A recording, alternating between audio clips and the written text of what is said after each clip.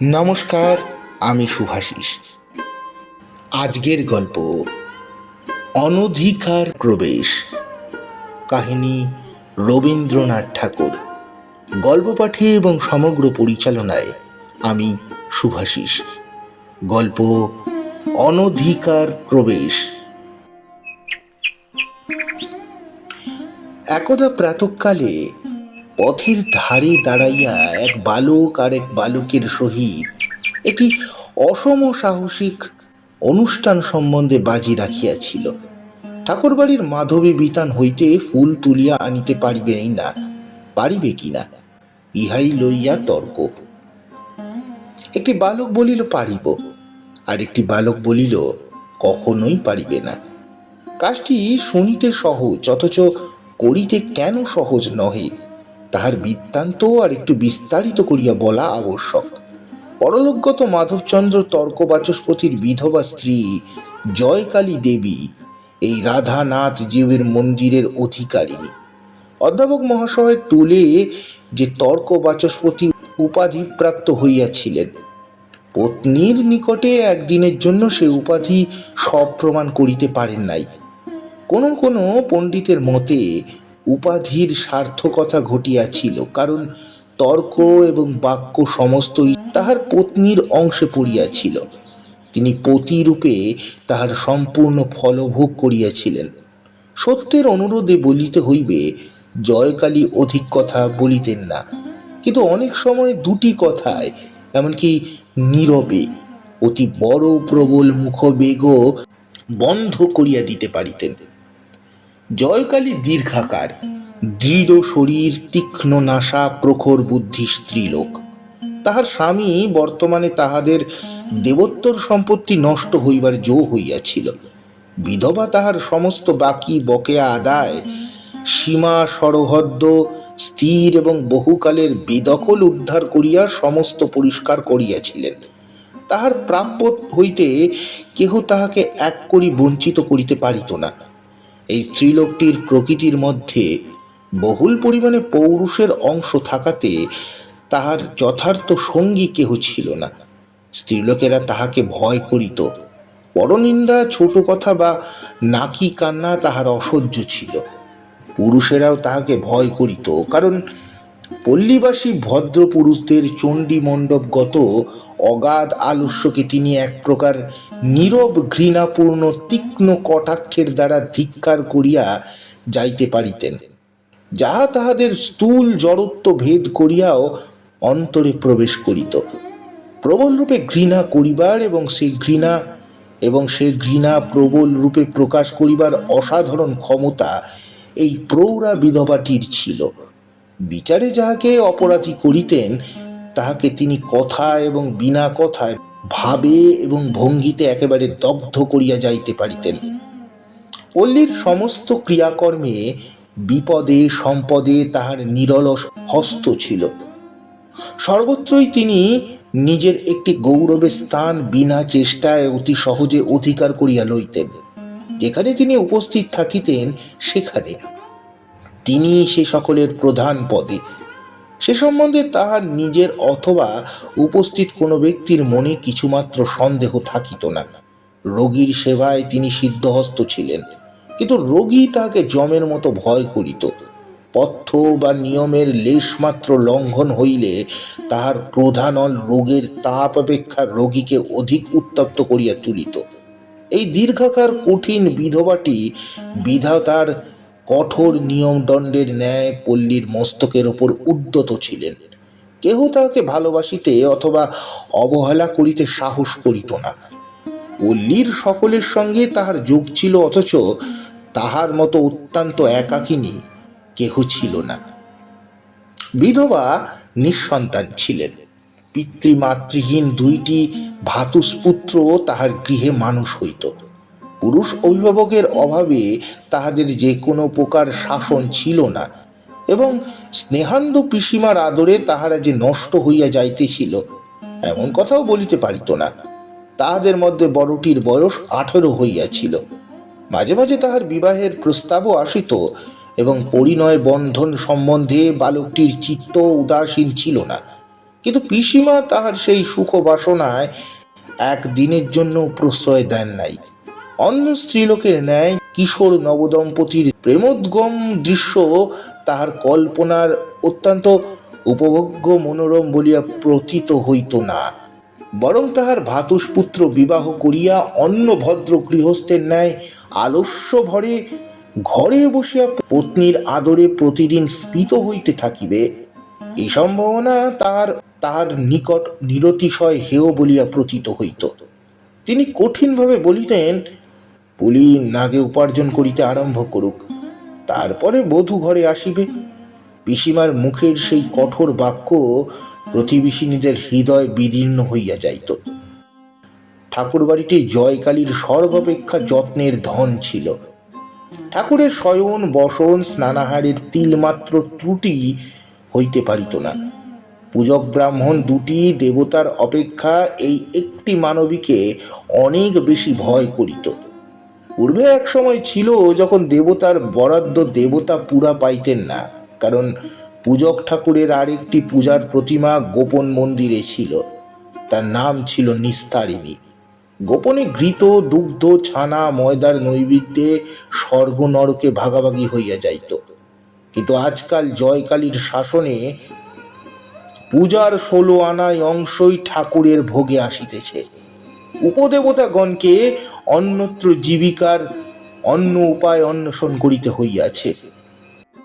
বিধবার যত্নে ঠাকুর বাড়িটির প্রাঙ্গণটি পরিষ্কার পরিষ্কার টকটক করিতেছে। কোথাও একটি তৃণমাত্র নাই। এক পার্শ্বে মঞ্চ অবলম্বন করিয়া মাধবীলতা উঠিয়াছে। তাহার শুষ্ক পত্র পড়িবা মাত্র জয়কালী তাহা তুলিয়া লইয়া বাহিরে ফেলিয়া দেন। ঠাকুর বাড়িতে পরিপাট্য পরিচ্ছন্নতা এবং পবিত্রতার কিছুমাত্র ব্যাঘাত হইলে বিধবা তাহা সহ্য করিতে পারিতেন না। পাড়ার ছেলেরা পূর্বে লুকাচুরি খেলা উপলক্ষে এই প্রাঙ্গণের প্রান্তে আসিয়া আশ্রয় গ্রহণ করিত এবং মধ্যে মধ্যে পাড়ার ছাগ শিশু আসিয়া মাধবীলতার বকলাংশ কিছু কিছু ভক্ষণ করিয়া যাইত।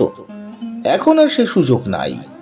পর্বকাল ব্যতীত অন্যদিকে ছেলেরা প্রাঙ্গণে প্রবেশ করিতে পাইত না এবং ক্ষুধাতুর ছাগ শিশুকে দণ্ডাঘাত খাইয়া দ্বারের নিকট হইতে তারস্বরে আপন অজ জননীকে আহ্বান করিতে করিতে ফিরিতে হইত। অত্যাচারী ব্যক্তি পরমাত্মীয় হইলেও দেবালয়ের প্রাঙ্গণে প্রবেশ করিতে পাইত না। জয়কালীর একটি যবন করপক্ষ কুট্টুক মাংস লোলুপ ভগ্নিপতি আত্মীয় সন্দর্শন উপলক্ষে গ্রামে উপস্থিত হইয়া মন্দির অঙ্গনে প্রবেশ করিবার উপক্রম করিয়াছিল। জয়কালী তাহাতে ত্বরিত এবং তীব্র আপত্তি প্রকাশ করাতে সহোদরা ভগিনীর সহিত তাহার বিচ্ছেদ সম্ভাবনা ঘটিয়াছিল। এই দেবালয় সম্বন্ধে বিধবার এতই অতিরিক্ত অনাবশ্যক সতর্কতা ছিল যে সাধারণের নিকট তাহা অনেকটা বাতুলতা রূপে প্রতীয়মান হইত। জয়কালী আর সর্বত্রই কঠিন উন্নত স্বতন্ত্র। কেবল ওই মন্দিরের সম্মুখে তিনি পরিপূর্ণভাবে আত্মসমর্পণ করিয়াছিলেন। এই বিগ্রহটির নিকট তিনি একান্তরূপে জননী, পত্নী, দাসী। ইহার কাছে তিনি সতর্ক, সুকমল, সুন্দর এবং সম্পূর্ণ অবনম্র। এই প্রস্তরের মন্দির এবং প্রস্তরের মূর্তিটি তাহার নিগুড় নারী স্বভাবের একমাত্র চরিতার্থতার বিষয় ছিল। ইহাই তাহার স্বামী, পুত্র, তাহার সমস্ত সংসার। ইহা হইতে পাঠকেরা বুঝিবেন যে বালকটি মন্দির প্রাঙ্গণ হইতে মাধবী মঞ্জরী আরোহণ করিবার প্রতিজ্ঞা করিয়াছিল। তাহার সাহসের সীমা ছিল না। সে জয়কালীর কনিষ্ঠ ভ্রাতুষ্পুত্র নলিন।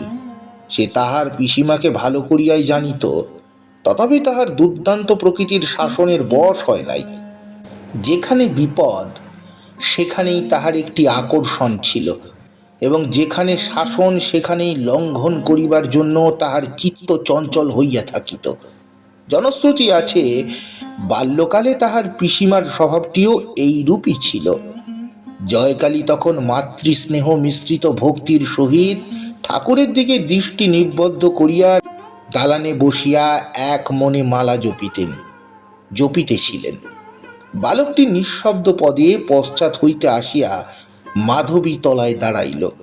দেখিল নিম্ন শাখার ফুলগুলো পূজার জন্য নিঃশেষিত হইয়াছে। তখন অতি ধীরে ধীরে সাবধানে মঞ্চে আরোহণ করিল। উচ্চ শাখায় দু একটি বিকচন মুখ কুড়ি দেখিয়া যেমন সে শরীর এবং বাহু প্রসারিত করিয়া তুলিতে যাইবে, অমনি সেই প্রবল চেষ্টার ভরে জীর্ণ মঞ্চ সশব্দে ভাঙিয়া পড়িল। আশ্রিত লতা এবং বালক একত্রে ভূমিসাৎ হইল। জয়কালী তাড়াতাড়ি ছুটিয়া আসিয়া ভাতুষপুত্রটির কীর্তি দেখিলেন। সবলে বাহু ধরিয়া তাহাকে মাটি হইতে তুলিলেন। আঘাত তাহার যথেষ্ট লাগিয়াছিল, কিন্তু সেই আঘাতকে শাস্তি বলা যায় না, কারণ তাহা অজ্ঞান জ্বরের আঘাত। সেই জন্য পতিত বালকের ব্যথিত দেহে জয়কালীর সজ্ঞান শাস্তি মুহুর্মুহ সবলে বর্ষিত হইতে লাগিল। বালক এক বিন্দু অশ্রুপাত না করিয়া নীরবে সহ্য করিল। তখন তাহার পিসিমা তাকে টানিয়া লইয়া ঘরের মধ্যে রুদ্ধ করিলেন। তাহার সেদিনকার বৈকালিক আহার নিষিদ্ধ হইল। আহার বন্ধ হইল শুনিয়া দাসী মোক্ষদা কাতর কণ্ঠে ছলছল নেত্রে বালককে ক্ষমা করিতে অনুনয় করিল। জয়কালীর হৃদয় গলিল না। ঠাকুরানীর অজ্ঞাতসারে গোপনে ক্ষুধিত বালককে কেহ যে খাদ্য দেবে, বাড়িতে এমন দুঃসাহসী কেহ ছিল না। বিধবা মঞ্চ সংস্কারের জন্য লোক ডাকাইতে পাঠাইয়া পুনর্বার মালা হস্তে দালানে আসিয়া বসিলেন। মোক্ষদা কিছুক্ষণ পরেই সভয়ে নিকটে আসিয়া কহিল, ঠাকুমা, কাকাবাবু ক্ষুধায় কাঁদিতেছিলেন, তাহাকে কিছু দুধ আনিয়া দিব কি? জয়কালী অবিচলিত মুখে কহিলেন, না। মোক্ষদা ফিরিয়া গেল। অদূরে কুটুরের কক্ষ হইতে নলিনের করুণ ক্রন্দন ক্রমে ক্রোধের গর্জনে পরিণত হইয়া উঠিল। অবশেষে অনেকক্ষণ পরে তাহার কাতরতার শান্ত উচ্ছ্বাস থাকিয়া থাকিয়া জপ নীরতা পিসিমার কানে আসিয়া ধ্বনিত হইতে লাগিল। নলিনের আত্মকণ্ঠ যখন পরিশ্রান্ত এবং মৌন প্রায় হইয়া আসিয়াছে, এমন সময় আরেকটি জীবের ভীত কাতর ধ্বনি নিকটে ধ্বনিত হইতে লাগিল, এবং সেই সঙ্গে ধাবমান মনুষ্যের দূরবর্তী চিৎকার শব্দ মিশ্রিত হইয়া মন্দিরের সম্মুখস্থ পথে একটি তুমুল কলরব উত্থিত হইল। সহসা প্রাঙ্গণের মধ্যে একটি পদশব্দ শোনা গেল। জয়কালী পশ্চাতে ফিরিয়া দেখিল ভূপর্যস্ত মাধবীলতা আন্দোলিত হইতেছে। সরস কণ্ঠে ডাকিলেন, নলিন। কেহ উত্তর দিল না। বুঝিলেন অবাধ্য নলিন বন্দিশালা হইতে কোনো ক্রমে পলায়ন করিয়া পুনরায় তাকে রাগাইতে আসিয়াছে। তখন অত্যন্ত কঠিনভাবে অধরের ওপর ওষ্ঠ চাপিয়া বিধবা প্রাঙ্গণে নামিয়া আসিলেন। লতাকুঞ্জের নিকট পুনরায় ডাকিলেন, নলিন। উত্তর পাইলেন না। শাখা তুলিয়া দেখিলেন একটি অত্যন্ত মলিন শূকর প্রাণ ভয়ে ঘন পল্লবের মধ্যে আশ্রয় লইয়াছে। যে লতাবিতান এই ইষ্টক প্রাচীরের মধ্যে বৃন্দা বিপিনের সংক্ষিপ্ত প্রতিরূপ, যাহার বিকশিত কুসুম মঞ্জরীর সৌরভ গোপীবৃন্দের সুগন্ধি নিঃশ্বাস স্মরণ করাইয়া দেয় এবং কালিন্দী তীরবর্তী সুখবিহারের সৌন্দর্য স্বপ্ন জাগৃত করিয়া তোলে, বিধবার সেই প্রাণাধিক যত্নের সুপবিত্র নন্দন ভূমিতে আকস্মাতেই বিভৎস ব্যাপার ঘটিয়া গেল। পূজারী ব্রাহ্মণ লাঠি হস্তে তাড়া করিয়া আসিল। জয়কালী তৎক্ষণাৎ অগ্রসর হইয়া তাহাকে নিষেধ করিলেন এবং দ্রুত বেগে ভিতরের হইতে মন্দিরের দ্বার রুদ্ধ করিয়া দিলেন। অনতিকাল পরে সুরাপানে উন্মত্ত ডোমের দল মন্দিরের দ্বারে উপস্থিত হইয়া তাহাদের বলির পশুর জন্য চিৎকার করিতে লাগিল। জয়কালী রুদ্ধ দ্বারের পশ্চাতে দাঁড়াইয়া কহিলেন, যা বেটারা, ফিরে যা। আমার মন্দির অপবিত্র করিস নে, আমার মন্দির অপবিত্র করিস নে। ডোমের দল ফিরিয়া গেল। জয়কালী ঠাকুরনী যে তাহার রাধানাথ জীবের মন্দিরের মধ্যে অসুচি জন্তু আশ্রয় দিবেন, ইহা তাহারা প্রায় প্রত্যক্ষ দেখিয়াও বিশ্বাস করিতে পারিল না। এই সামান্য ঘটনায় নিখিল জগতের সর্বজীবের মহাদেবতা পরম প্রসন্ন হইলেন, কিন্তু ক্ষুদ্র পল্লীর সমাজ নামধারী অতি ক্ষুদ্র দেবতাটি নিরতিশয় সংক্ষুব্ধ হইয়া উঠিল। সমাপ্ত। গল্পটি আপনাদের কেমন লাগলো অবশ্যই জানাবেন। গল্পটি ভালো লাগলে লাইক, কমেন্ট, সাবস্ক্রাইব ও শেয়ার করে আমাকে সাপোর্ট করতে ভুলবেন না। নমস্কার।